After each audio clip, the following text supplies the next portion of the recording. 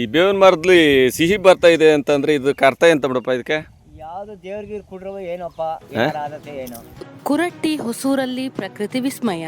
ಕಹಿಬೇವಿನ ಮರದಲ್ಲಿ ಸಿಹಿ ದ್ರಾವಣ ಕಂಡು ಜನರು ಅಚ್ಚರಿ. ಕಡು ಕಹಿ ಎಲೆ, ಕಾಂಡ, ಕಾಯಿ ನೀಡುವ ಬೇವಿನ ಮರದಲ್ಲಿ ಸಿಹಿ ದ್ರಾವಣ ಉತ್ಪತ್ತಿಯಾಗಿ ಹರಿಯುತ್ತಿರುವ ಘಟನೆ ಹನೂರು ತಾಲೂಕಿನ ಕುರಟ್ಟಿ ಹೊಸೂರಲ್ಲಿ ನಡೆದಿದೆ.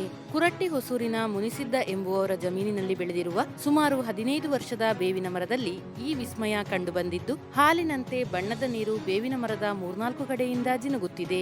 ಬಿಳಿ ಬಣ್ಣದ ದ್ರಾವಣವನ್ನು ಸೇವಿಸಿ ಸಿಹಿ ಜೇನಿನಂತೆ ರುಚಿ ಇರುವುದನ್ನು ತಿಳಿದು ಕುರಟ್ಟಿ ಹೊಸೂರು ಗ್ರಾಮಸ್ಥರು ಅಚ್ಚರಿಪಟ್ಟಿದ್ದಾರೆ.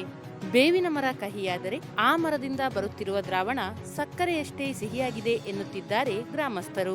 ಈ ಬೇವಿನ ಮರ ನಮ್ಮ ಜಮೀನಿನಲ್ಲಿ ಬೆಳೆದು ಸುಮಾರು 15 ವರ್ಷಗಳು ಕಳೆದಿವೆ. ಕಳೆದ 4 ದಿನಗಳಿಂದ ಬಿಳಿ ಬಣ್ಣದ ದ್ರಾವಣ ಹರಿಯುತ್ತಿದ್ದು, ಇದನ್ನು ನಕ್ಕಿ ನೋಡಿದಾಗ ಸಿಹಿ ಇರುವುದು ಕಂಡುಬಂದಿದೆ. ಬೇವಿನ ಮರ ಸಂಪೂರ್ಣ ಕಹಿಯಾಗಿದೆ.